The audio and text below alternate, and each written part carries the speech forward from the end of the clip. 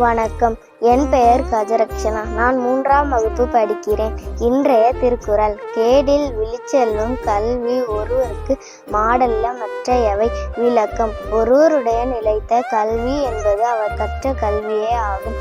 அதனை தவிர வேறு எந்த செல்வமும் நீடித்து இருக்காது. நன்றி.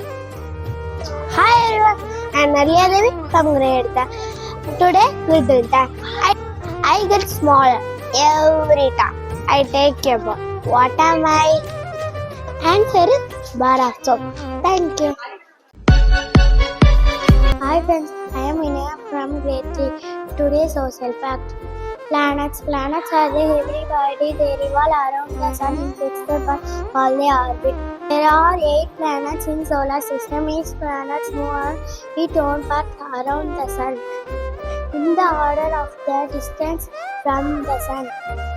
These 8 planets are Mercury, Venus, Earth, Mars, Jupiter, Saturn, Uranus and Neptune.